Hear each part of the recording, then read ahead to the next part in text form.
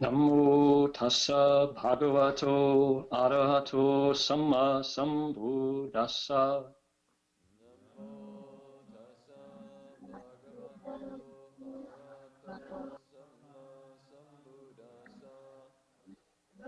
Homage to the blessed, noble, and perfectly enlightened one. Homage to the blessed, noble, and perfectly enlightened one. Namo sadanto suchedoye alahudi sanmiao sanputoshe. Namo sadanto sujedoye aladi samyao sambuddhoje. Okay, together. Wu shan 三 shan. 生微妙法，百千万劫难遭遇。我今闻得受持，愿解如来真实义。The subtle and profound, together, supreme and wondrous Dharma rarely is encountered even in a billion eons. But now I see it, hear it, and accept it reverently. I vow to truly understand the Buddha's actual meaning.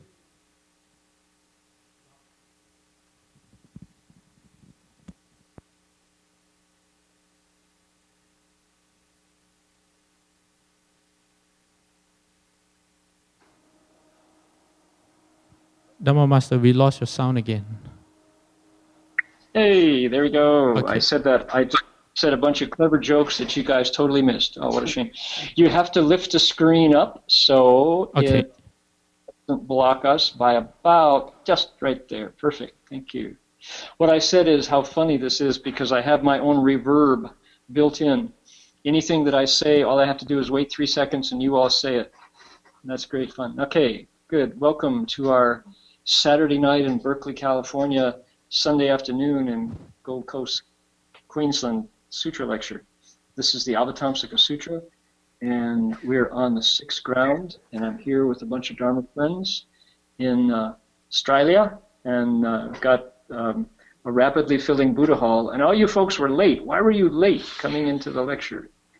Gee whiz. That's one of the real advantages of this method, is I can scold you when I see that you're not there. Before I didn't know because it was audio only, but now I know. Okay, so let's see here. We are going to, keynote needs to go away here. So Dhamma Master, the video feed is really nice this time. It's very clear, and the lag is a lot less. Great. Well, that was totally worth it. Let me show you my desktop.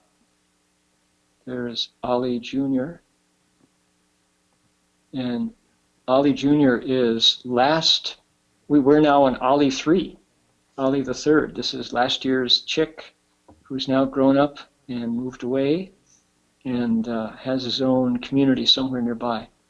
And now Ali has a brand new baby, and we're we're learning how a kookaburra can be a good father.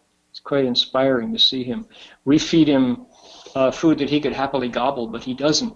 He takes it with his beak, and he tells me when he's going to feed his kid, he goes, and he flies off, feeds it to the kid, and comes back.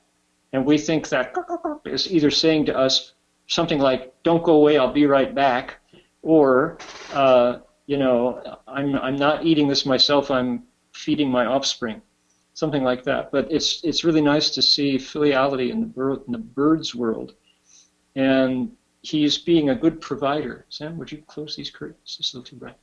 It's filiality on the reverse. It's the dad taking care of the baby. So the kid, when he grows up, he has imprinted on this is how you behave as an adult kookaburra. So it's really wonderful to see this compassionate wisdom being passed on through generations of birds. All right, now to get ourselves going tonight, we're going to ask folks to please look at the screen, and we're going to chant the name of the sutra, and it's right here on the screen. There we go.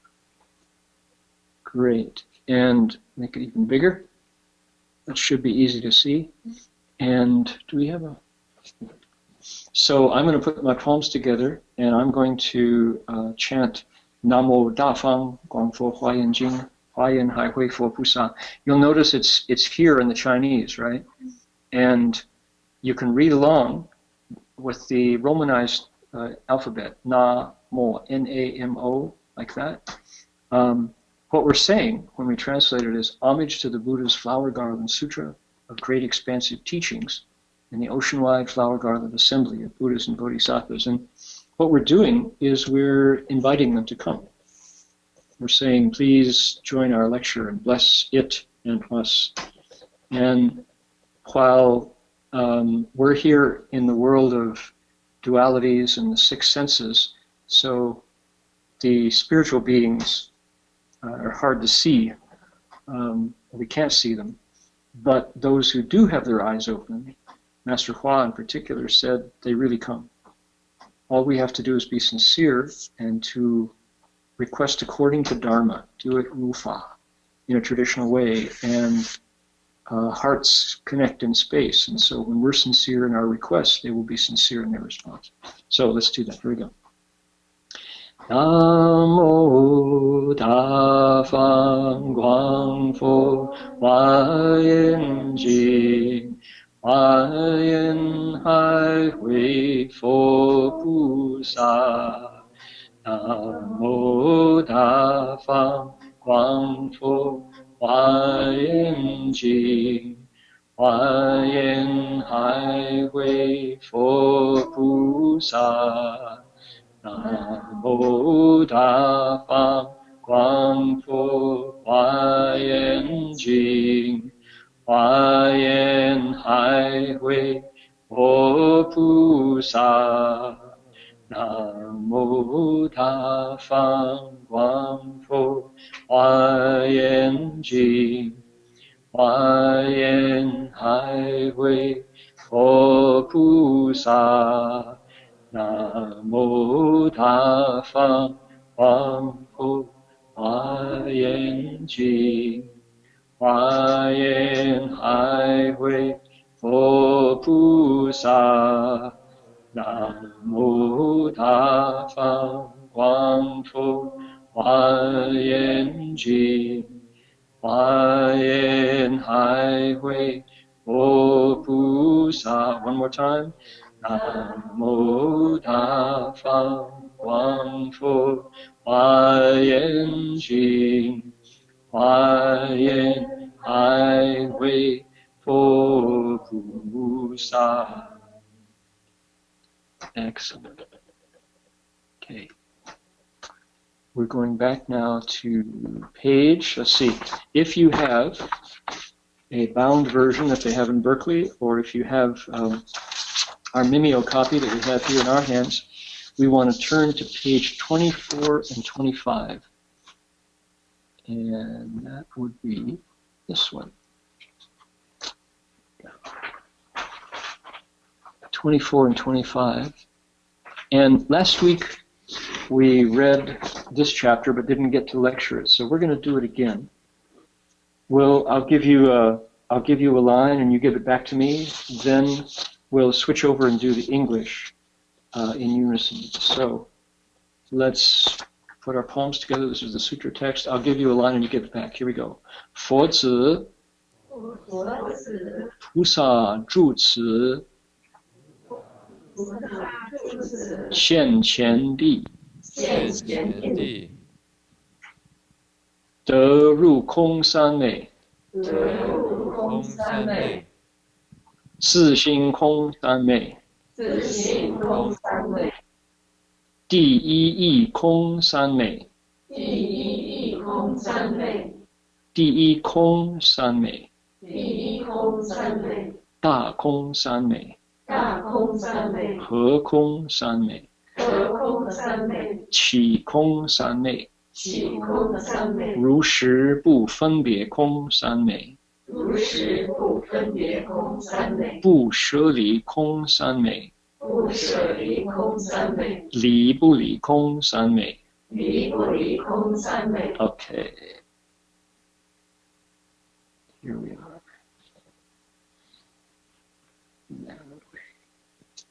Okay. Disciples of the Buddha. When the Bodhisattva dwells on this, the ground of manifestation, he attains the samadhi of emptiness of entry. The samadhi of emptiness of own nature. The samadhi of emptiness in the primary sense. The samadhi of foremost emptiness. The samadhi of great emptiness. The samadhi of emptiness of combining. The samadhi of emptiness of arising. The samadhi of undiscriminated emptiness as it truly is. The samadhi of non-forsaking emptiness.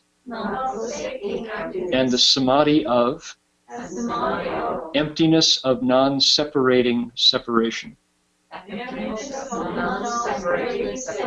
Okay. Good. All right. So, did you guys drop out because it was just too complicated to negotiate the lag?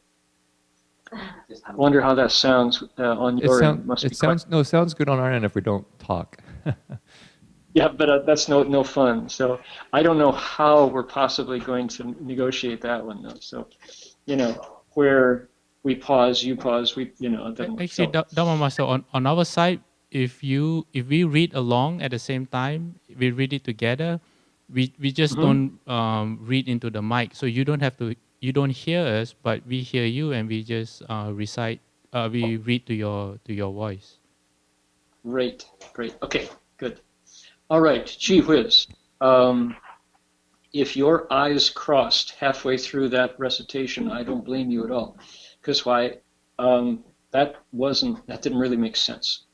First of all, it was a list of terms, and it's high-level Dharma. This is not beginner's Dharma. This is advanced Dharma. Why? This is talking about a meditator whose meditation is really getting good. And for most of us, so that's what I want to say. Don't feel bad if that sounded obscure and hard to reach. Let's look at it again, and I want to bring it down to ground, or bring us up to the air, one of the others, so that we can start to make sense of that. Logan, have you got a copy? You need a copy of this. Somebody share? Okay, good. I've got cables on both sides, but I would like to turn my computer around so people see who's here, since you all can see Berkeley.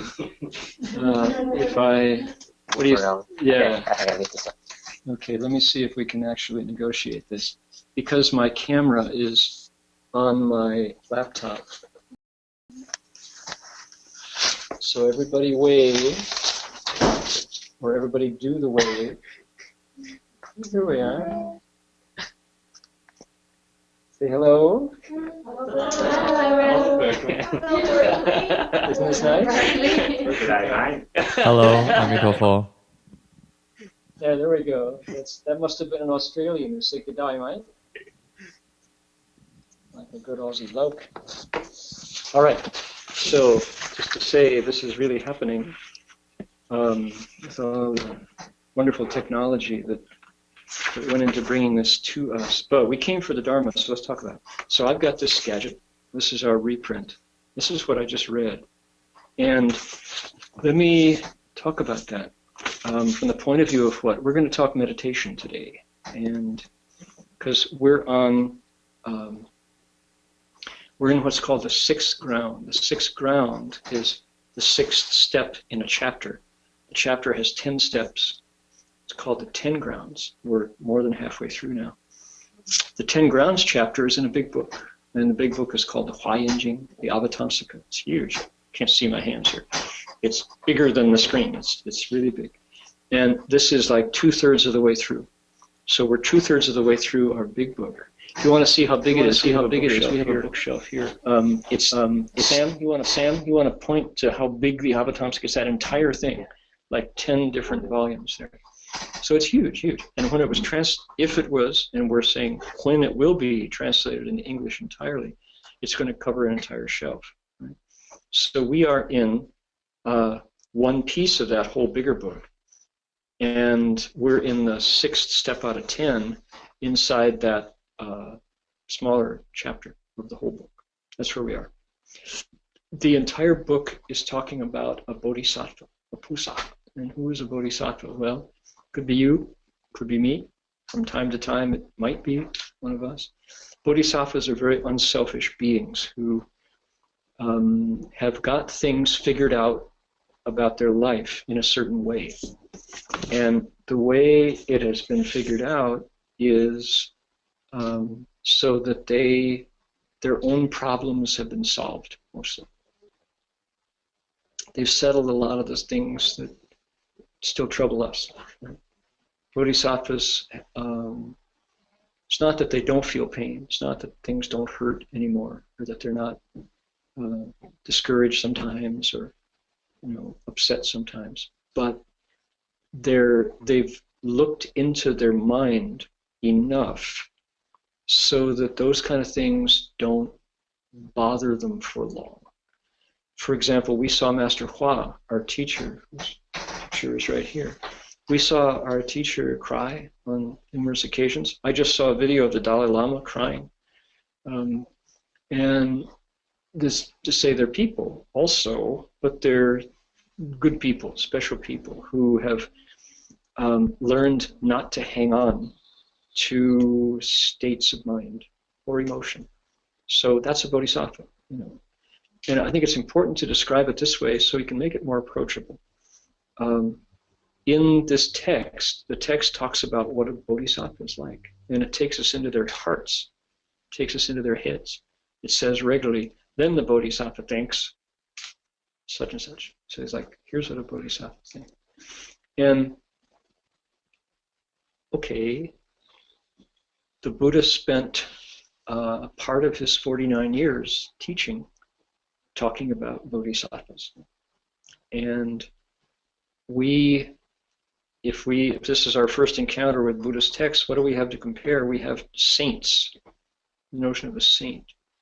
And saints in the 21st century, we hear about them mostly through the Roman Catholic Church. And the current Pope will saint somebody, beatify them. And there are rules for it. In the Catholic Church, there are rules. There has to be miracles, right? They have to be recommended by people. There's a waiting list, and people can be sainted. The Pope John Paul, the Polish Pope, was recently sainted. So that's one way to approach it. Then there are the saints, right?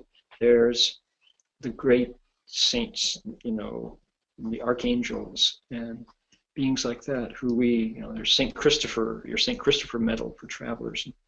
the saint who finds things you lose and things like that, right? Saints you pray to when you're really sick and you need help. So those are saints. In Christianity and in the West we have them. Are they the same as bodhisattvas? Let's say this. We go inside of ourselves to the same place when we need a saint that we would probably go if we wanted to contact a bodhisattva. What place is that? Well, big help. I need big help. I got a big problem. I'm really scared. And help. So who do you go to at that point? Well, if you have somewhere to go, you're lucky. You got somewhere to ask for help. It's good. Do you expect an answer? Would be the next question. And how often does your saint pick up her cell phone when you call? That's a question. Right? So what do you expect of saints? What is saintly behavior? Wouldn't it be funny if a saint came out with a dirty word, with the F word, right? Wouldn't it be funny if you ran into a saint at a casino, on a surfboard? Well, you might. Saints might disguise themselves to like reach you. Do saints like have bodies? These are questions. So do bodhisattvas show up on surfboards? Or are the bodhisattvas the sharks underneath the surfboards? Who knows? Maybe both. Maybe, it's like... Was that? The wave. The wave. The bodhisattva might be the wave, correct. So Logan is thinking like me. So yeah, so these are questions. These are important questions. And it's not just nonsense that we're just goofing off. It's like the sutra is seriously telling us about bodhisattvas. Real bodhisattvas. What are they like? Well, do I understand the sutra? Does it matter? Well, for me it really does. I spent a lot of my childhood reading fiction. I was a great reader. I had a red vinyl chair in front of a window in my bedroom, and I would sit in that chair for hours and hours and hours and hours and hours, reading everything I grabbed at the library. And we had a library close by. And I loved stories of heroes. I'm a great reader of hero stories. I still am. And heroes, they are people plus. Heroes are people like us who can do more than we can. They can, they have, I know. There's a great speech in Spider-Man 2. You all know Spider-Man 2. You saw it, right? It's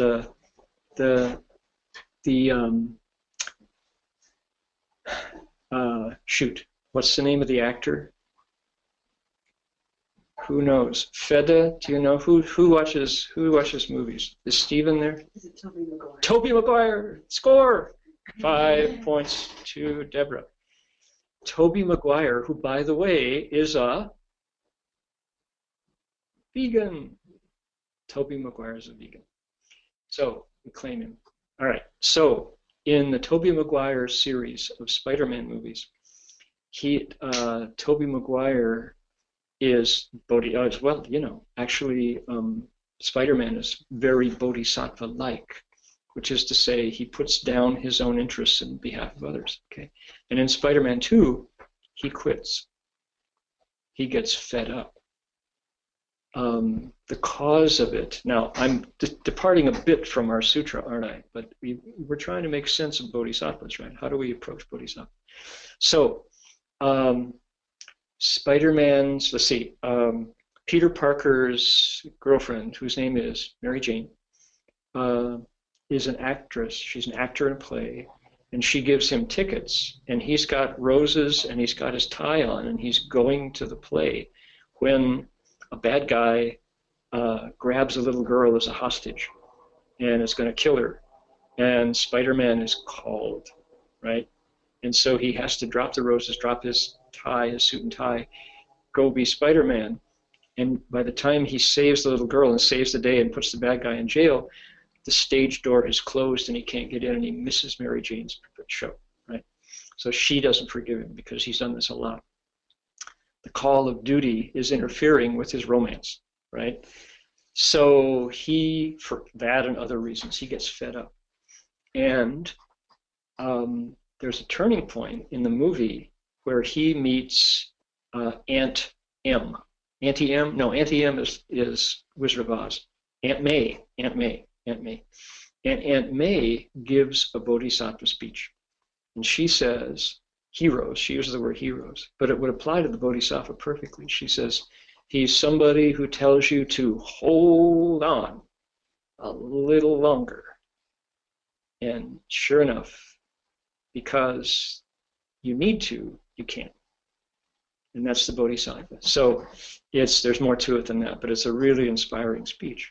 So that's a bodhisattva. And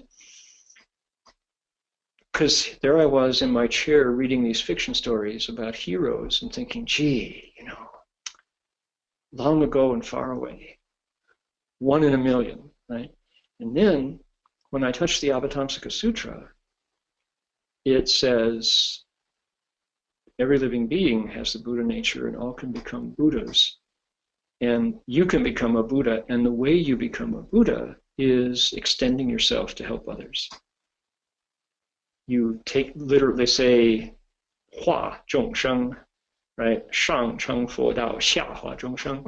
So, in other words, the formula says, ultimately, you decide you're going to become a Buddha. But immediately, the way you do that in your next step is to solve problems for people with problems. And that translates as me first. Any problems? Oh, a few. So deal with those, and in the solving of my own problems, I advance towards my own Buddhahood. Okay? So ultimately you set your final destination as Buddhahood, and then you resolve that the way to do it is to solve problems. In other words, wake people up, starting with my own greed, my own anger, my own delusion. So the Bodhi resolve sits right in my heart, right between my eyes. And that's the message of the Avatamsaka Sutra. And suddenly the Bodhisattva path opens up in front of me. And the heroes that I read about in those wonderful books, as a kid about long ago and far away is like my next thought. And then somebody says, lunchtime. And you go, I'm busy.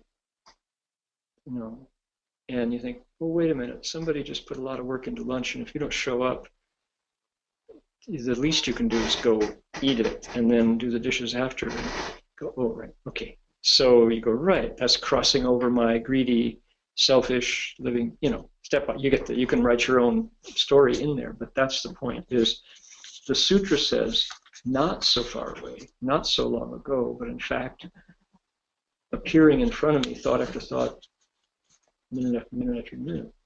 It's real. It becomes real. And the Avatamsaka Sutra, when you see it that way, is like this incredible nourishment for your selfless resolves to be a better person. And it's like, oh, that's really different. Maybe I'll look at this again. Okay, so with that kind of as the context of it, let's look at today's passage. So, disciples of the Buddha, the Bodhisattva uses these 10 minds. Oops, I tried to put the wrong page here, sorry. Disciples of the Buddha, when the Bodhisattva dwells on this, the ground of manifestation, he attains samadhis. And notice there's a pattern here. And the samadhi there's the word kong in all of them. And they all different kinds of kong sanmei. You actually see the Chinese character there. Look at that first line, Fozi, right? You following here? Pusa Zhu Zi Xuan Qin Di. De Ru, here we go. Kong San Mei. See those three? K-O-N-G-S-A-N-M-E-I. Kong, that word there is the word for emptiness. Void, V-O-I-D, vacuum, or, space sometimes. And then San Mei, see the 3 lines there? That's the character 3. 1, 2, 3. And then Mei is a phonetic sound. What is San Mei? San Mei is a Sanskrit word. That's Indian language. The Chinese translator ran into the Indian word and didn't try to translate it. They just gave it 2 Chinese sounds. The Sanskrit word is samadhi. samadhi. Sometimes it's sanmedi, sanmodi. They use 3 syllables. But here is samme. Chinese like to make it essential and succinct.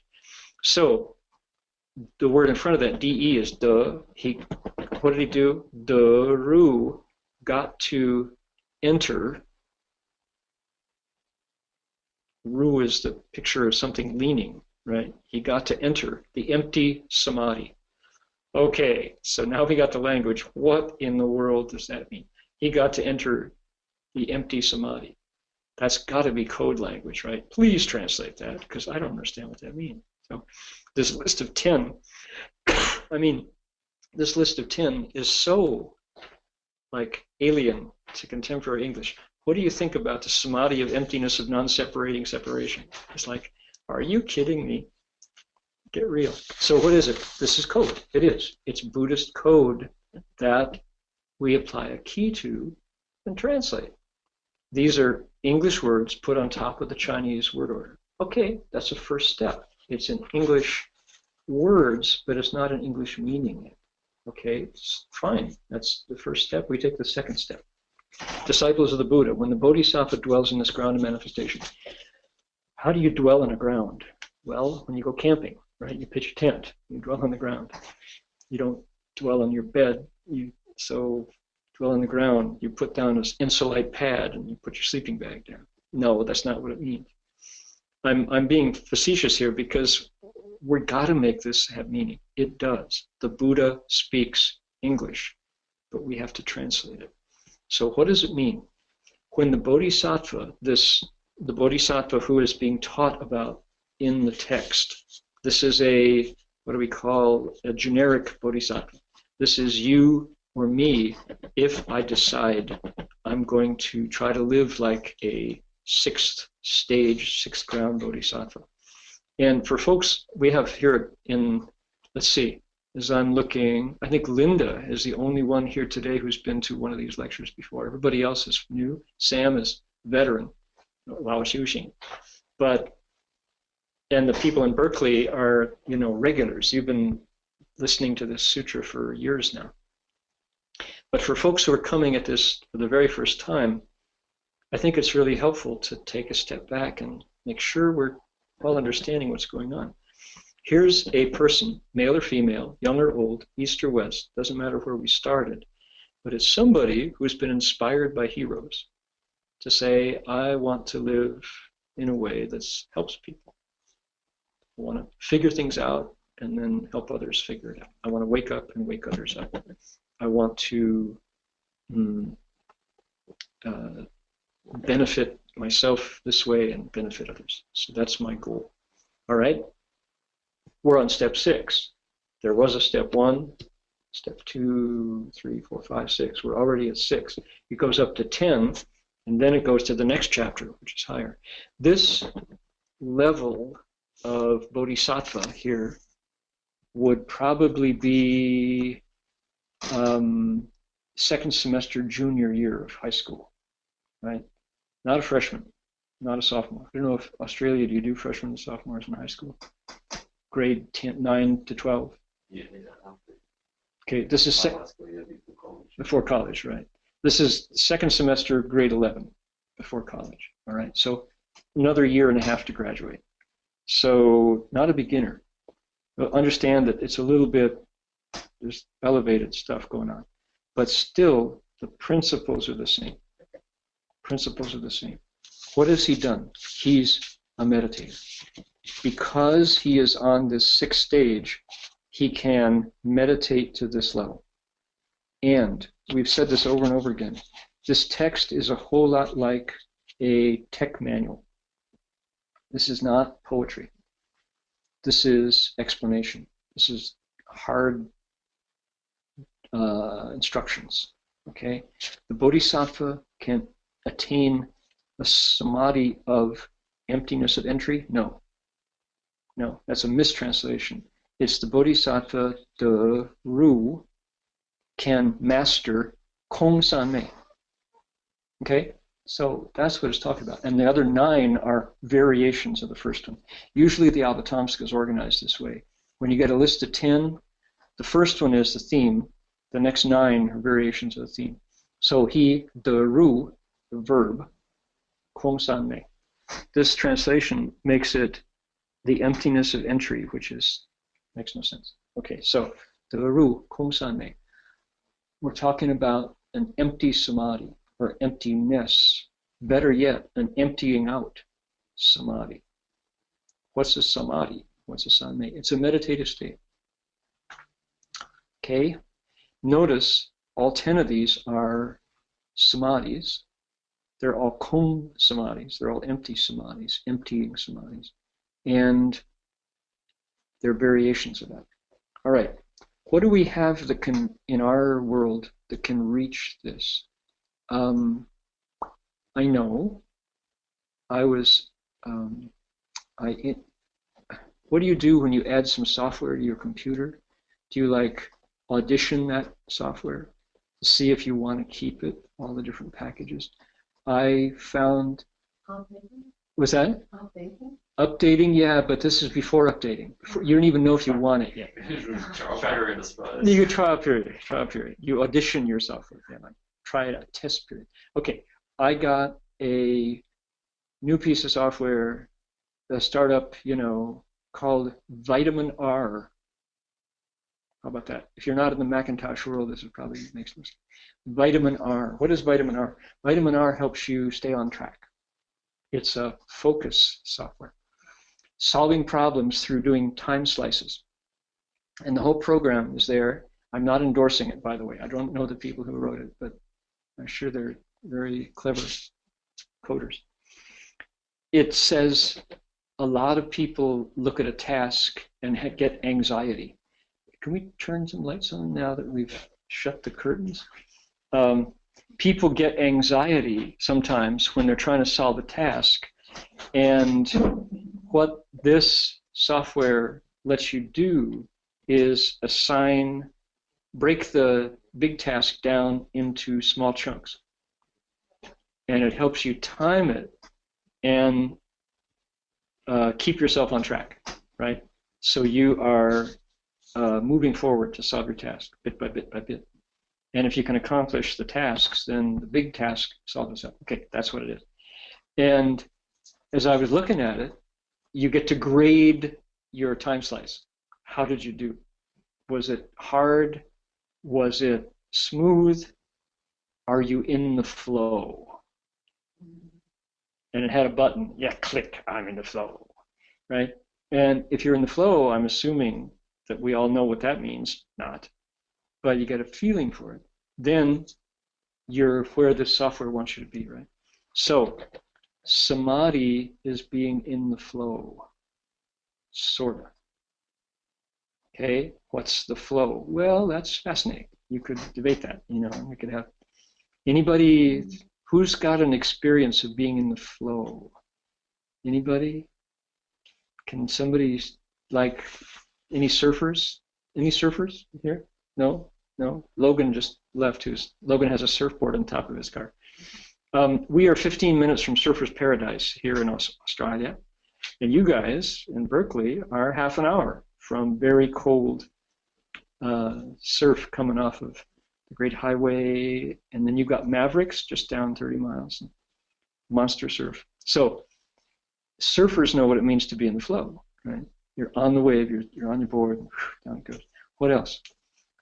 Runners sometimes talk about, like, getting in the groove, getting in the zone, Z-O-N-E. You're in the zone, right? So when you're in the zone, it's like effortless effort. You don't have to work, and it somehow you flow right along. And shun li, right? No obstacles anywhere. And so, is that samadhi? Going to be hard to compare, isn't it? Because we don't really know what samadhi is. But if we can know what the flow is, we have a sense of what samadhi might be. I think the idea is that let's name one, for example. Shifu would tell us, Master Hua would tell us about the dhyana samadhis, Chan, Ding. They weren't called Samye, they were called Ding. They're the same thing, samadhi. And here's what he said. The first kind of samadhi, he said, anybody can rule ding if you work hard at it. Anyone can. It's not special qualifications. And when you do, it's got a name. It's called the Li Sheng Shi Le Di, the samadhi of happiness that comes from leaving behind what ordinary beings experience. So in other words, sort of otherworldly, beyond the senses. And what's it like? He said, your heartbeat stops. And people hear that and they go, whoa, I don't know about this. That's kind of scary. When your heartbeat stops, you're dead, right? So do I want that? He said, you don't be afraid. It's an integration of body and mind where you feel happier than any other physical sensation. I mean, think of the pleasant sensations your body can have, right? Wealth, sex, fame, food, and sleep, right? Those are, some people love to sleep. They really love to sleep. Other kinds of pleasure. He says, samadhi, when your heartbeat stops, is better. Better than that. And that's just the first out of 4.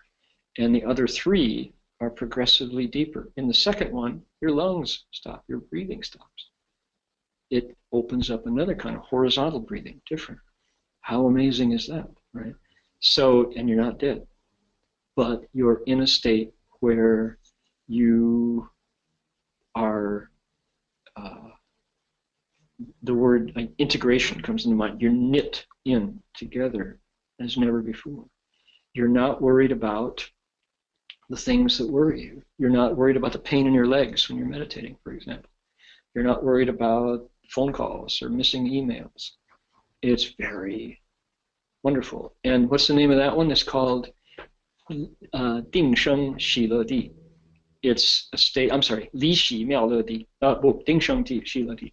It's a place where samadhi is born, and it's Shi Le. It's happy beyond the first one. That kind of pleasure, blissful state. How nice is that? Imagine. The third one is called Li Xi Miao Le Di. Happiness is gone and you're in a state of Miao Le, this kind of incredible, indescribable bliss. And he said what happens then, your heart's different, your lungs are different, your coarse thoughts fall away. You're not thinking in the same way. Your mind isn't being used the same way. And then the last one is called Shenin Qingjing Di. This is called the 4th dhyana, Sechan Ding. It's called Shenin Qingjing Di, a state of purity where all thoughts whatsoever are gone. Okay, think about that. That sounds like a transformation of body and mind, right? However, and Master Hua kept bringing it back. He would say, anybody can get there. It's just a question of applying effort according to the Buddhist method, which is what? Jie Ding Hui. Character, concentration, and then insight. Particularly the first one, which is how you behave before you meditate. What's your life like when you're not meditating determines how your meditation is going to go. Okay, makes sense. They're not different. So if you're a nasty, rotten person, chances of entering samadhi are not very good, right? But if you're a kind-hearted, gentle person who doesn't bother others, even though you might not be a hotshot meditator, when you sit, you can be really calm and clear in body and mind. So that makes sense to me. Master Hua would always describe it this way, to bring it back to, not Superman, Spider-Man kind of meditation. You're not swinging from spider strands in buildings in New York City. You're at home, everybody else is out skiing, and you're like, cleaning the house and then meditating, taking care of the elders and then meditating, and cooking for tomorrow and meditating. So that's how he described it. So that's something I can approach. When we get to the samadhi of emptiness, that's an advanced kind of meditation, right? It's a samadhi, it's a ding, but it's an empty state. I suppose, this is not my state, but I suppose it has to do with sitting long enough until your body, earth, air, fire, and water, starts to change. I know I can sit long enough to where I can feel my body warm up, right? Where it's not I can feel the kind of the focus change. And that's why when it's cold outside, we often meditate in the winter because your body is warm. It's nice. You don't feel, when you can really concentrate, you're not concerned with the cold around you as much. So if you could do that to a profound extent, then the solid parts of the body suddenly become energy, and the empty parts of the body become solid. Who knows? I'm making it up, but you get the idea. The orientation of the earth, air, fire, and water in the body starts to change, and you see the electrical trails of your chi and your blood, and it's all in a new orientation, and it seems empty. Is that how it works? Maybe somebody can tell us about this if they've been there. But as soon as you say you have, then we have to suspect that you haven't. Well, that's tricky. Gosh, this is so tricky. It's subtle. All right. The point is, these samadhis are things that people experience when their meditation gets really, really quiet. Really quiet. Okay? So things start to empty out, but they don't stay empty. Nature doesn't do vacuums. As soon as you really empty it out, it fills up again. So that's the first of 9 more. What's the second one? The second one is called 自性空三昧, a samadhi where the bodhisattva connects with the truth that in his nature, her nature, there's nothing to get. What is our nature? What's the deepest place? The core? It's nothing to get. You know it by being unable to stop it, hold it, label it, buy it, sell it, put it up on eBay, upgrade it to a new model. That nature's got nothing to grab it, and that's one of the qualities of the nature. When this bodhisattva enters that samadhi, it's clear. She understands that in body and mind, in a state of stillness and purity. Okay? Dee Kong San Mei.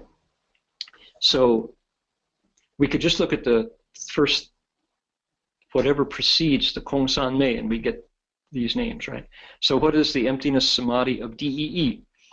Primary meaning, truth in the primary sense. What is truth in the primary sense? The Buddha would say, no self. Okay? The self that we think of as so important is a useful illusion. It's a deep fabrication we're using right this minute, but it's not ultimately real. That's Dee. That's the primary meaning. And you see the samadhi where you understand that and it's empty at the same time. You empty that out. Dee Kong San Mei, primary. Number 1, first emptiness samadhi. Da Kong San Mei, the big, the grand emptiness samadhi. Okay? One by one, the bodhisattva goes through these. The He Kong San Mei, what is that? Harmonious, or the samadhi that puts things together, where things integrate. The emptiness of combining, no. These translations don't have it here. What is it? The samadhi where things come together. Okay, things they harmonize. Okay, the Qi Kong San Mei, the samadhi of emptiness where things rise up, and that will be followed by, where things no longer rise up. The samadhi of emptiness of Ru Shi Bu Fen Bie. Look at this one. This is very neat. As it really is, not distinguished, not separated, not discriminated. Funbie, that word in Chinese has knives in it. There's a knife in each one of those, and the knife is there to chop. It's what our minds do when we need to know something, is we identify it through reduction. We can tell what the small pieces are. We figure we'll know the biggest by knowing the smallest. So Funbie is that way. That's how intellect works. My vitamin R, my software, says you approach big projects by doing time slices, right? Well, that's the Funbie. This says not Funbie. In fact, things are not separate. Samadhi, of emptiness. What does that mean? Look at time. What do we separate most? Time, for example, past time, present time, future time. That's an agreed upon convention, right? That lunch will be served at 11 o'clock. That's really useful, but when I think back now, I'm not eating at the moment, and I know I did. I still have, green stuff in my teeth. But where was lunch? Well, it was past. Yeah, but where was it when I was eating? Well, that was present until I stopped. And there's lunch coming tomorrow. But my brain has to Funbie. I have to stick that on top of this flow. There's flow, right? That eating experience is in the past, but I know it's going to come again. So when I go to sleep, where did it all go? So these are all useful conventions that we agree upon in order to function. But Ru Shi Bu Funbie. In reality, those divisions don't exist. The Bodhisattva enters a samadhi where that's just the way it all is. All those divisions kind of melt, right? Very cool. Have you had that happen? Think of dreaming states. Whoa, that's dreams. That's different. No, it's not. When we dream, where are the boundaries? Where does it start? Where did it go? Where did it stop? That's interesting, right? This is what the Bodhisattva is talking about. And if that can be your total awareness that people are not distinguished, animals are not different from us. Okay? Why do we distinguish, this is my pet, this is my lunch? If you don't distinguish, then cook up Fluffy for lunch. Of course, we wouldn't. I'm not encouraging that. But we make these distinctions where there aren't any. Bodhisattva understands that all the time. Okay, how are we doing?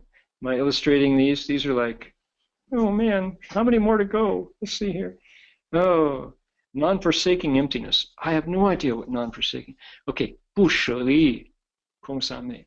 What is Bu Shili? Bodhisattva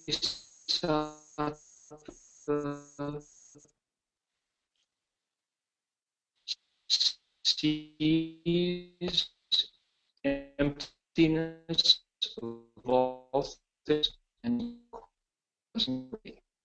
the left being.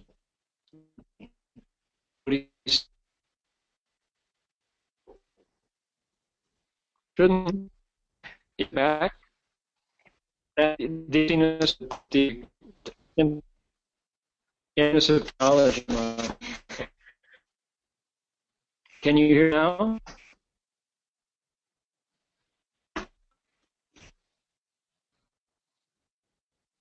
Hey.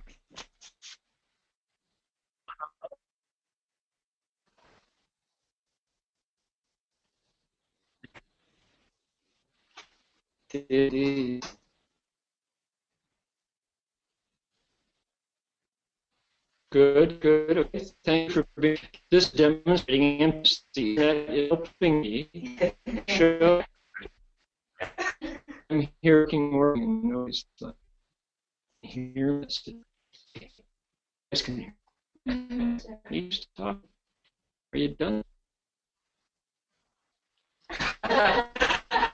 Can I think even? That would be something. Which those did we run into our scientists? Yeah. Okay. You can do a minute.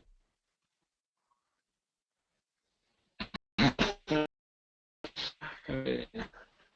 See here. I just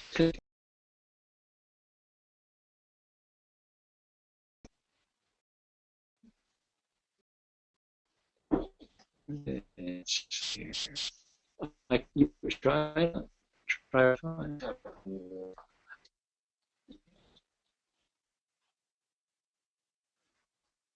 I think.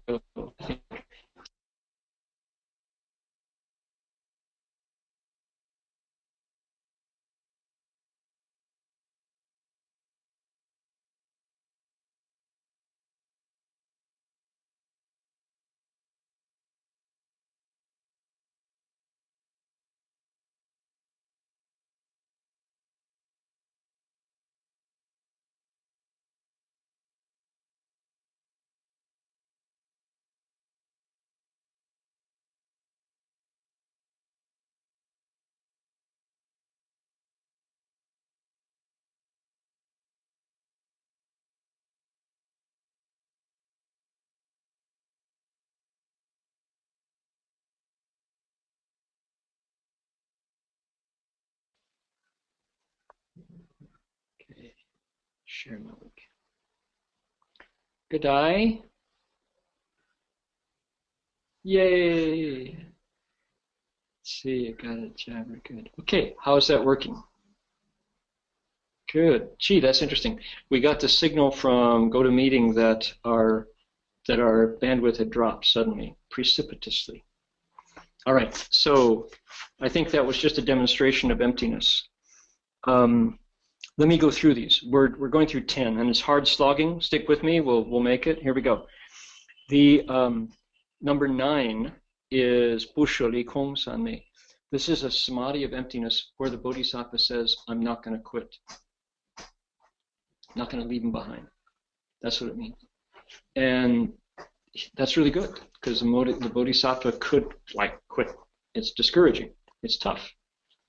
Living beings don't like to change. We don't like to change. But he's still going.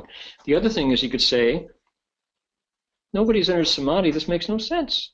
No. Why are you talking about theory? Well, you'll remember it when you do enter samadhi and you go, oh, the sutra was right all along. Now, last one, li bu li. The Bodhisattva lives in the two truths. What are the two truths? There is one called the Paramartha Satya, the ultimate truth where nothing exists. Everything is made from the mind, and the mind can't be found. And there is also the Samvrti Satya. I'm sorry, other way around. Samvrti Satya is called ultimate. Paramartha Satya is where we live in duality. I know the self is an illusion, but it's a useful illusion. I know that we're not understanding this, but we borrow the false to point to the true. Language is limited, our mind is limited, we have to use language to point to what's unlimited. That's duality. Good, can do that. Okay, so li bu li, that's what it means, not emptiness of non-separating separation. No, okay. Blah, blah, blah, blah, blah. Okay. Will you correct English later? Correct English later, yeah. This is a rough draft. And it worked. I mean, this is 1982. And by golly, it was a good step forward. But we're in levels of understanding. And even after, you could say, if we translate it really well, do you still understand it? Not for sure. Because it's a bodhisattva state. This is the sixth ground. We're not there. But we still are interested. Okay, coming forward. 此菩萨得如是时空三昧门为首。百千空三昧皆悉现前，如是实无相，实无愿，三昧门为首。百千无相，无愿，三昧门皆悉现前。The Bodhisattva obtains these 10 kinds of samadhi doors of emptiness as primary, and then millions of samadhis of emptiness all manifest before him. In the same way, with 10 samadhi doors of marklessness and 10 samadhi doors of wishlessness as foremost, 10 million samadhi doors of marklessness, wishlessness, all manifest before him. Okay, what's that about? Okay, take a look here. There is, I'm going to open up a document here. These are our Bodhi-share dharmas that we looked at before, the limbs of enlightenment. And empty,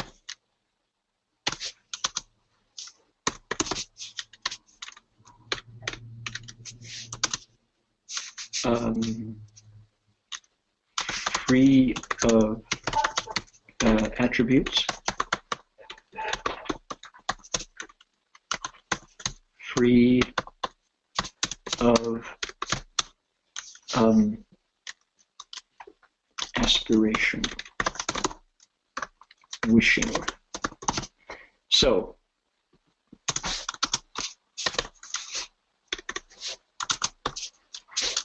try again here.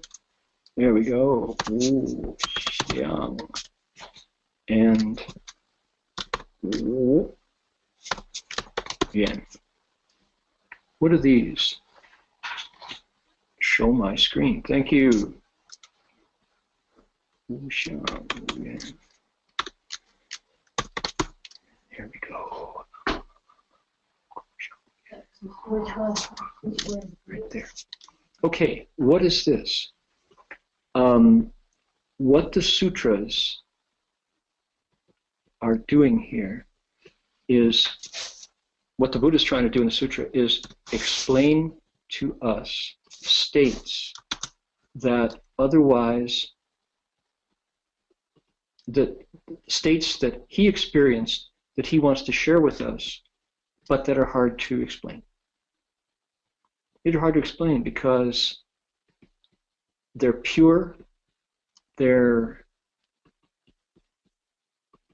beyond words a lot, and these were in a realm where words don't go. That's tough.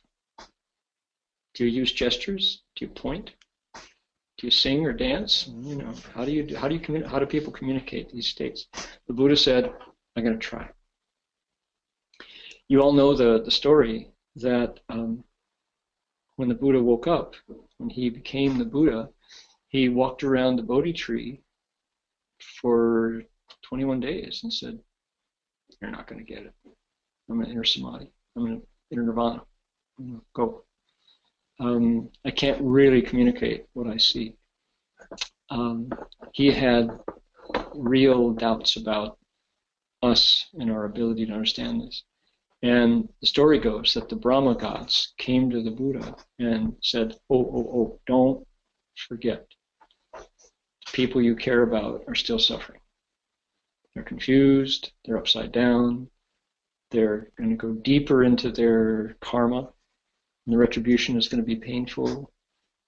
If you base yourself on your vows to save them, you'll be doing what you're supposed to do as the Buddha. Please teach. He went, no, I don't think so. And they asked him again, please teach. And finally, he said, well, I'll try. And he went off out of the Bodhi tree area to the Deer Wilds Park in Sarnath and found 5 cultivators who were actually his relatives, who had been sent by their family to keep him safe.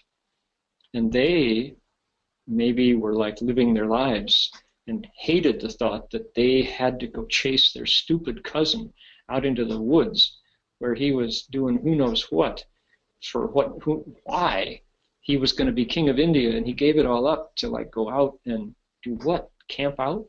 And they were sent by their parents to take care of him. And 5 years later, 6 years later,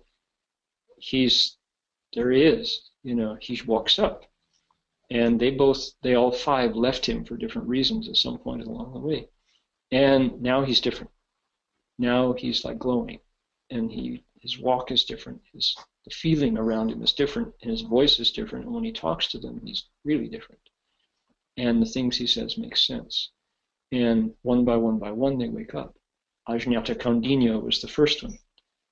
And they go, gee, thank you for not quitting on us. You could have, because we walked away from you. And we get it. So that was the first success after the Buddha's questions about whether he should teach at all. Should I bother?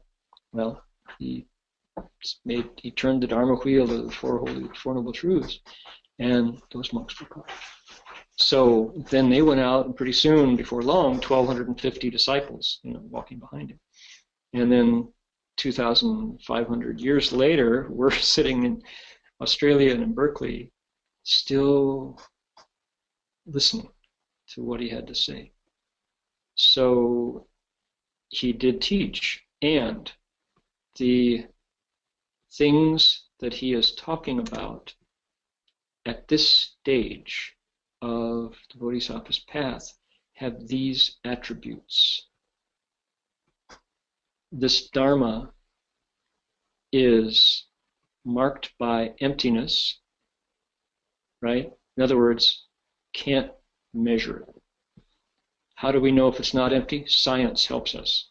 Science says it's this long, it weighs this much, it's this color, it has this much velocity, it's got this much mass, it has the sound, ding, ding, ding. It looks, like this. It's nature. We measure it because we do a chemistry analysis, and we discover that it's oxygen, hydrogen, potash, lime, And so we know that's not empty. The Buddha says every single Dharma actually can't be measured. Because why? You can't get to its core. There's nothing there. It's only conditions coming together, temporarily coming apart. This, half an hour ago, was a cup of hot tea.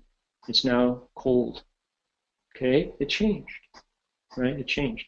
That was hot water with a tea bag, and now it's tea. So it changes that fast. Furthermore, wuxiang means try to describe it. Can't describe it.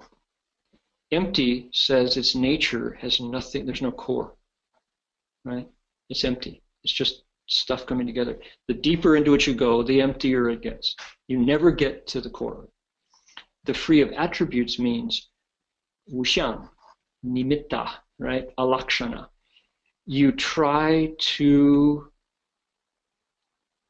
name it, can't name it, because your senses can't grab it. So, what does it look like? I can't tell you. What does it sound like? Can't tell you. What does it remind you of? Wuxiang, right? Furthermore, the Wuyan part is harder. What does it mean? It's the inside part. What does it aspire to do? What is the implication of this? What is the meaning of this, right? This is an analysis of dharmas that shows us there are things that are very real and important that you can't measure, you can't describe, and you can't get their motive. But that doesn't mean they're not real. Like what? Samadhi. Okay? If this is, do you all understand why these things are here? The Buddha these are measurements of non-material realities, spiritual things. These are spiritual yardsticks for samadhis.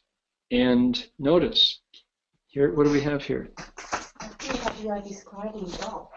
Describing the Tao. There we go. Linda just gave it to us. These are descriptions of the Tao, precisely. Right? So it's not there, Ming Ku Ming, Fei Chang Ming. The Tao is empty but real, no attributes but real, and nothing you can want it into being. You can't figure out what it wants to do, but it's real. Okay, what is it? Empty. It's the own nature. Its self-nature is empty. It's primarily empty. It's most empty, hugely empty. It's empty when it combines, empty when it rises. It's empty that you can't discriminate in reality. It's empty that doesn't go away. Even so, you still don't go away, and you go away and you don't go away, and it's still the same. That's the kind of, like, on one hand, you might say this is total nonsense. On the other hand, you ever meditate? And when you meditate, you get a sense of something there. And yet language and thoughts don't work, because those are all part of something you've gone way beyond. Okay, see, this is yardsticks for the Tao. That's pretty good. Thank you for that one. Yardsticks for measuring Tao. The Dow Jones, we know how that had dropped 3 points yesterday. That's a different Dow. That's the Dow. Okay, so yardsticks for measuring the Tao. Cool. So that's what this is. And he gets, the Bodhisattva who meditates here, gets 10 kinds of samadhi doors of emptiness as primary, and then millions of others all appear. And 10 samadhi doors of no attributes, and then 10 samadhi doors of no aspiration, and 10 million samadhi doors appear. So the sutra is telling us about samadhi, which is there are like big ones, and then there are contributing ones. What would it be like? If you look at the solar system, Jupiter is so big that all the other planets, from Mercury all the way to Pluto, which we've seen now, could fit inside with like lots and lots and lots of room left. And yet Jupiter has moons. Io and Phobos are circling around Jupiter. And they're all part of the solar system. And we're all circling the sun. Just the way all the samadhis circle the mind. Right? So, yeah, that's what it's like. This is the way it's built. And the Buddha is giving us just the way it is. The way things work. Okay. Let's see here, 24, 25. Let me do the next paragraph. We want to make some progress here. I'm on 24 at the bottom here. 佛子菩萨住持现前地，复更修习满足不可坏心、决定心、纯善心、生胜心、不退转心、不休息心、广大心、无变心、求治心、方便慧相应心，皆系圆满。Disciples of the Buddha, when the Bodhisattva dwells on this, the ground of manifestation, he further increases his cultivation and perfection of an indestructible mind, a decisive mind, an entirely good mind, a deep, profound mind, a non-retreating mind, an unresting mind, a vast and great mind, a boundless mind, a mind of seeking wisdom, and a mind of interaction of expedience and wisdom, all of which are totally perfected. So, here's a theme. In each of the 10 grounds, there are things that happen.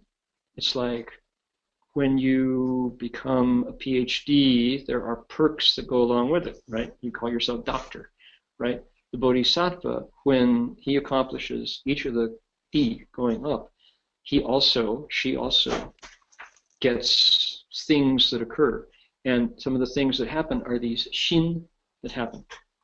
These are like, what would it be? In the military, you wear insignia on your sleeve, on your uniform, right? In the Boy Scouts and Girl Scouts, you get, when you're a first class, you're a tenderfoot, a second class, a first class, and a star, and a life, and an eagle, you get these various signs, right? These are the signs of these grounds, and they manifest as attitudes. Better than mind would be attitude, but attitude doesn't really do it. Last year, what did we come up with? Was it mind state? Ham, do you remember? What was it? Mindset. Mindset, right, mindset, yeah. A mindset, that's kind of nice. So these are all mindsets. And okay, let's just drop off the mind word and we say the Bodhisattva continues to cultivate and perfects indestructibility, decisiveness, entirely good, deep and profoundness, a state where he doesn't quit, doesn't rest. Mind is big, boundless. Mind that seeks, he's a wisdom seeker and somebody who interacts with ways to teach and the wisdom he teaches, all of which become perfect. Okay, good, nice. I'm going to try to pin it down here by sharing something that came up here in Spraya as we're doing our meditation class, which was anybody who's doing roundtable, right? There we go. We have this event in Berkeley that started a decade plus ago, and we called it Roundtable because it didn't really need a name, but it had a name. It originally was called the Berkeley Students Roundtable because we had UC Berkeley students coming down. And what it amounts to is friends sitting in a circle, meditating, and then talking. And the nice thing about the roundtable format is it kind of holds an umbrella over a group of people, so you feel safe, first of all, to say things that are on your mind. You know you're not going to be attacked or criticized for saying things that aren't maybe like fully formed. These are thoughts that maybe are still in progress. You haven't, they haven't been, what do they call it, double-blind tested and surveyed by experts. But they're thoughts that you want to test out, and you can say them in the roundtable. And you've been meditating on them, and equally important is that you can focus on one of these ideas for longer than like 2 comments. What happens too often in conversation, like on the subway or on chat rooms, is you'll toss an idea out and somebody will go, oh, far out, and then they'll match it with one of their own. And so you never get more than like 1 comment deep into topics. Roundtable is you hold the topic. That's kind of the topic, whatever it comes up to be. And you hear it from different voices. You hear it from the perspective of a monk or monks or nuns. You hear it from meditators. You hear it from silence. You can just reflect on it, So that's the nice thing about Roundtable is you can actually have a nice conversation about stuff that ordinarily in the world might be laughed at or considered too deep or something. So, okay. In our meditation class here on Sunday mornings, I don't know if anybody, I don't think anybody was here. Linda, you were here for some of them, right? So Sam was here for all of them. And you were for those? But these are the last 4. And we came up with, we go around the room and introduce ourselves. And what information do we give? Usually one thing. Where were you born? Where do you live now? Like where did you start this morning? And your name. And Australia is a melting pot. So people come from Ireland, and they come from South Africa, and they come from Sri Lanka, and they come from Malaysia, and they come from China, and they come from Singapore, and Indonesia, and Taiwan, and everywhere. And some are native Aussies. Some come from Ohio. Imagine that, even as far away as Ohio. And we then, like sometimes it's not that, we say, what? Let's see. Here's a good one. Here's a good one. Where do you call home? Not where your body was born or where you put your head down to sleep, but when you feel you're most grounded and located, where is home? Right? Where do you find your roots? And it can be not a place. Okay, that was one of the questions we asked. And you go around the room and everybody shares. And we heard some wonderful, wonderful responses to that, some surprising things that people came up with. I said, wherever I'm meditating, because it's not an external place at all. And that when I cross my legs and tame my senses for however long I'm sitting, I find something that I recognize regularly.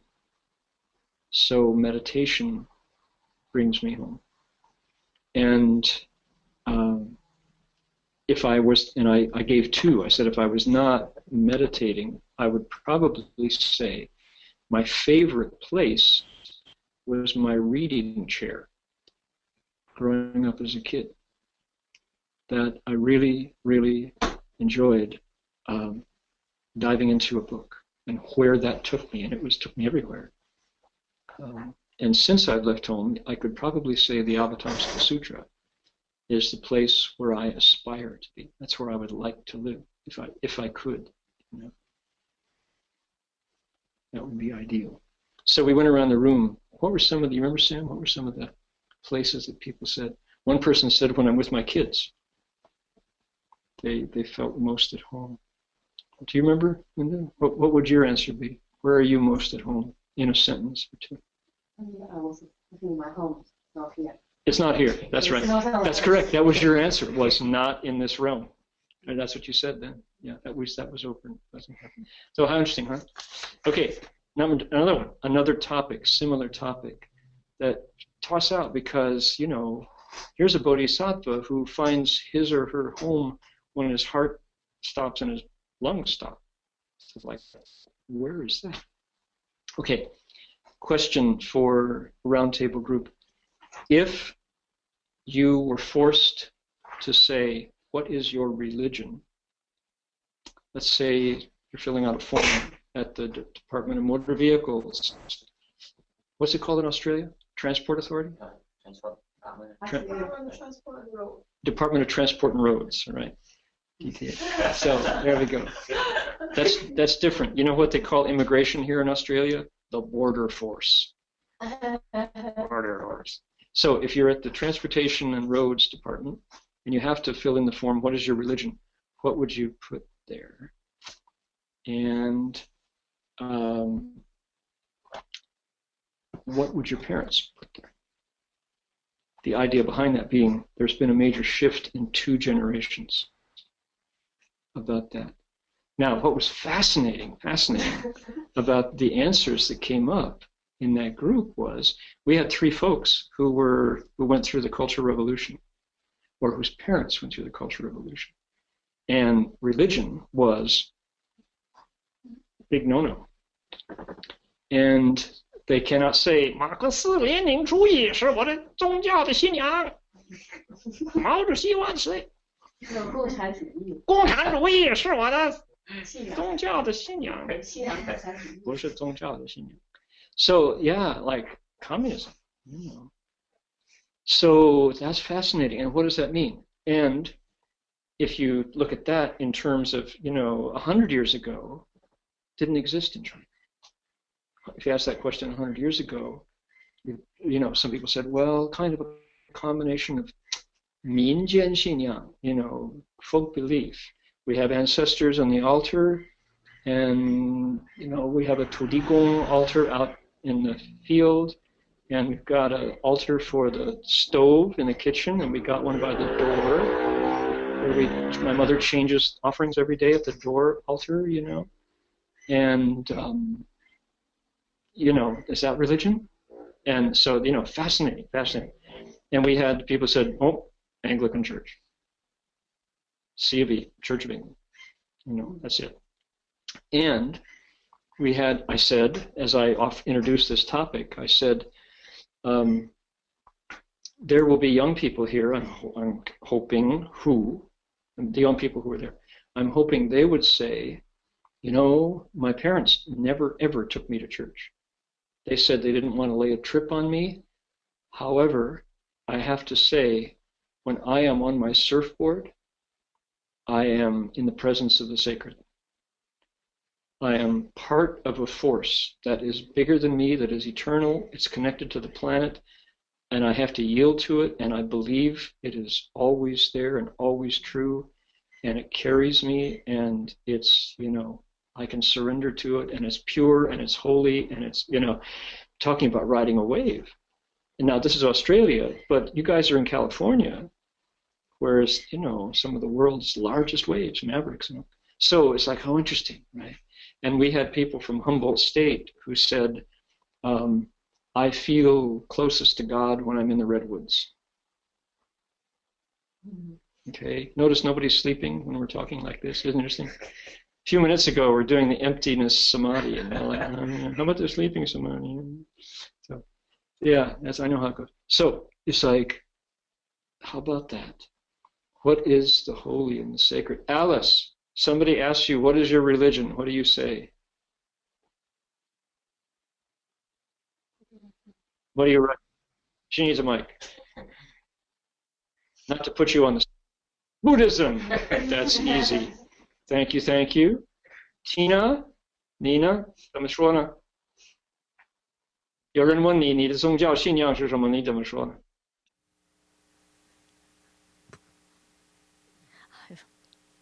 No one You asked don't me that question. Nobody. Okay, I'm asking. What would you say? Okay. So if I ask you, what would you say? Okay, let me ask you. Your parents. What would your parents put down? Your mom or your dad? My dad. Taoism. No. My dad do not Your believe dad, in anything. Nothing. Yeah, science. Would he say science? He's a doctor. He's a doctor for sure. For sure. Because why? You can test it, and it's 100 times same test, same answer. Okay, that's great. That's great. You'd say Buddhism. I know your answer already, right? But what about your parents? What would your parents say from Vietnam?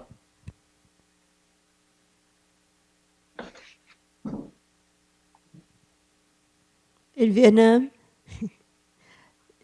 What would they say? Back, if somebody asked I know your mom was a school teacher, so what would she say? Yeah, they are Buddhist. They're Buddhist. How about their parents? Oh, their parents? I think my mother's grandmother left home after all her kids grown up, so they must be Buddhist. Many generations, huh? Yes. Okay, awesome. Great. Jin Chuan's dad is a major scientist. What would your father say? Would he have something to put in the... Yeah, I think he probably would put Buddhist, if anything. He probably put Buddhist. He likes the philosophy of it. This kind of stuff he would actually really like, the kind of emptiness and being very scientific. He would like this kind of stuff. Yes. Pass the microphone to Qinshan. Qinshan, what about your parents? Were they free?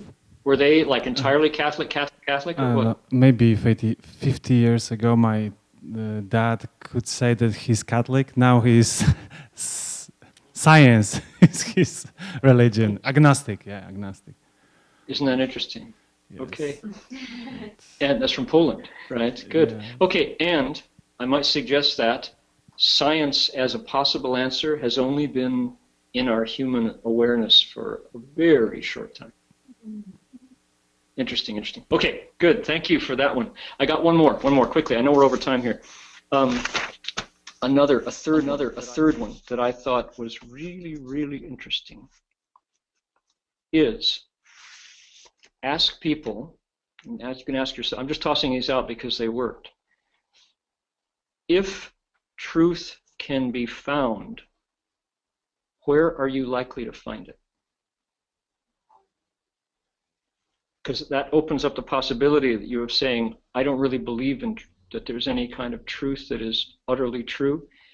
So if you say, well, yes, I know truth exists because my grandmother knew the truth and she told me. Or I had a shifu who I thought had the truth.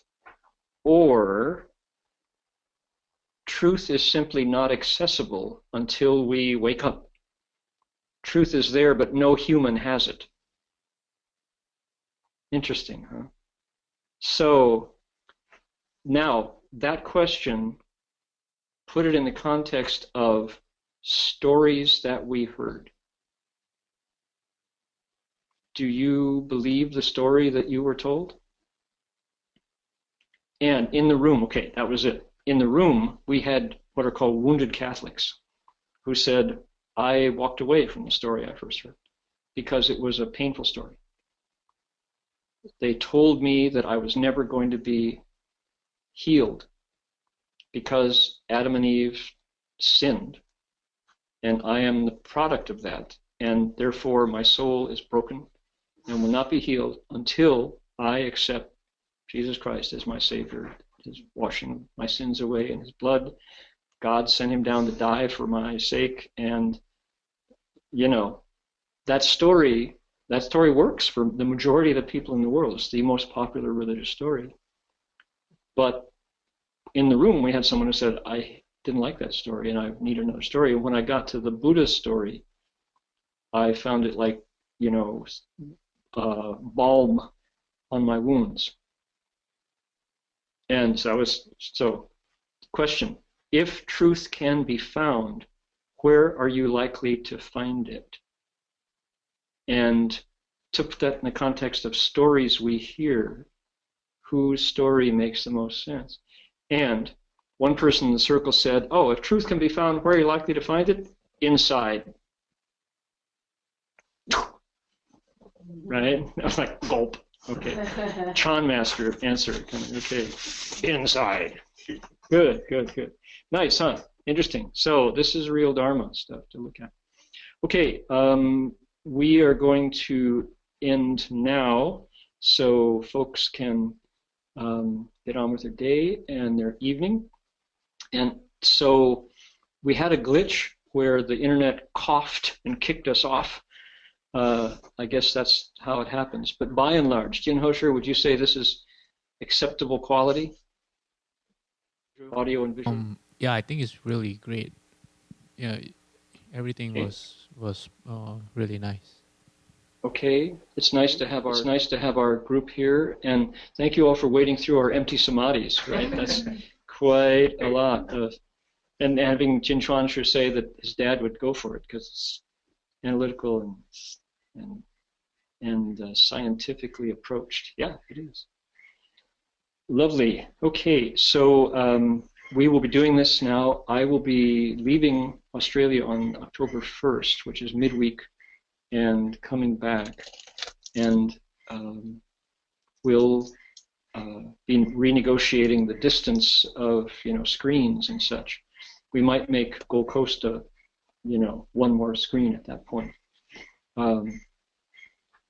and we'll following that. There's a lot of travel for me, and so I think the Berkeley Monastery monks, Jin Fuoshi, Jin Chuanshi, Jin Heshi, and Qin Qian, will be holding down the fort while I'm traveling through Salt Lake City and China and Taiwan.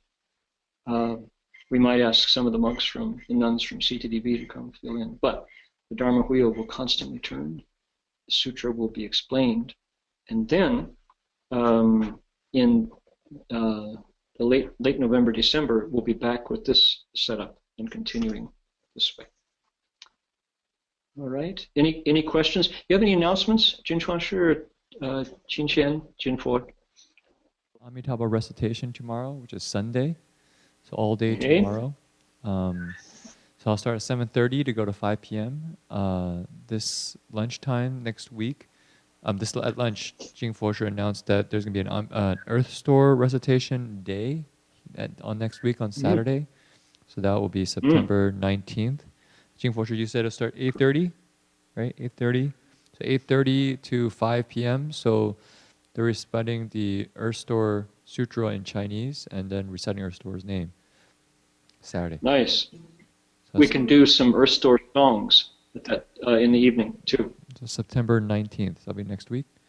We'll contribute Earth Store Dharmas from Australia during that time. Okay.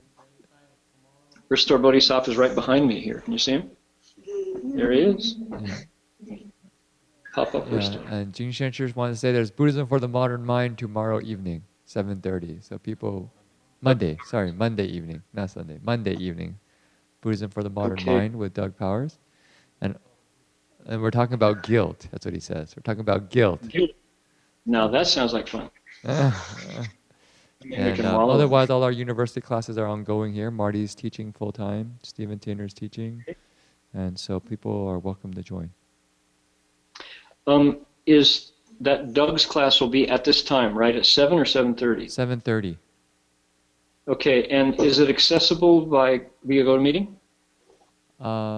It is. Or is it it's I'm not sure how we're doing it. So I'll just explain what the principle is, and then we can just see how it works. Basically, our experience has been that to have people randomly drop in on Doug's lecture is a little overwhelming, and so Okay. we've been having it as for people who have come for like a lecture of his before in person, then they can kind of come and join online after if they really would like to do that, rather than have it kind of be broadcast widely. Otherwise, our experience is that it can kind of go the opposite. See? So so it's kind of by invite. But I think if people in the group want to listen in from Australia, I think we could probably arrange for something. This is Professor Doug Powers, who's talking about guilt. That would be worth listening to. Yeah. That's Tuesday here at this time. Tuesday afternoon is their Monday night. So it's this same time slot, only their Mondays or Tuesday. Okay, sounds good. That's it. All right, lots of stuff going on. I'm interested that there's so many on the men's side and so few on the women's side tonight. How did that work? I think it's the Earth Store session. It's right now CDP is the last day of the Earth Store session, so a lot of people didn't come today. Non-Guai.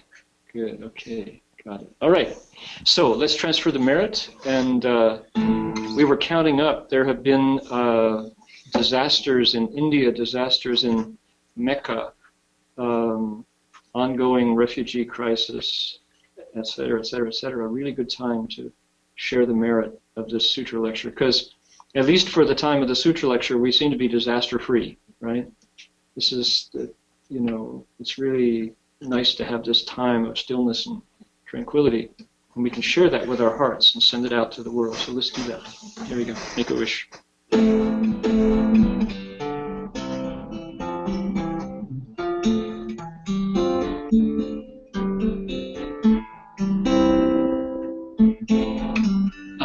I'm going to interrupt myself. Oop, oop, oop, oop. If we don't know how to do it, that doesn't work. Got to bring up the text here. Let's see, dedication of merit. Is it up? Lots of files moving around here. Okay, here we go. Right. Right there it is. Okay.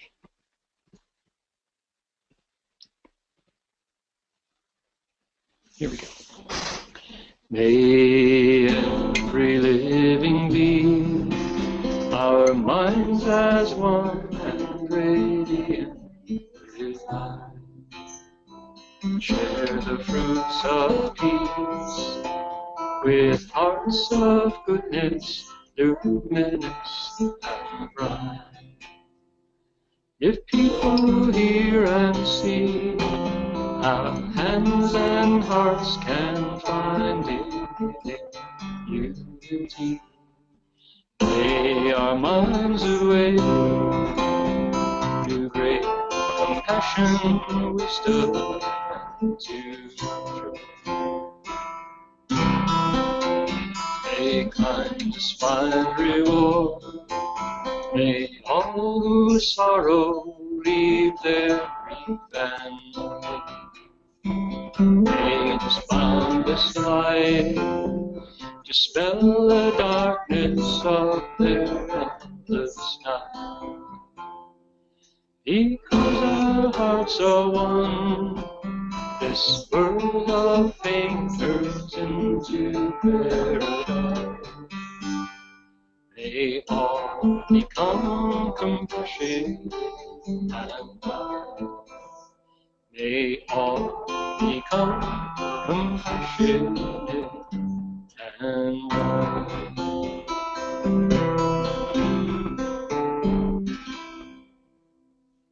Okay, Amitofo. Chin Chuan Shi, you want to lead everybody in 3 bows in Berkeley, and we'll see you all next week. Bye-bye. Amitofo.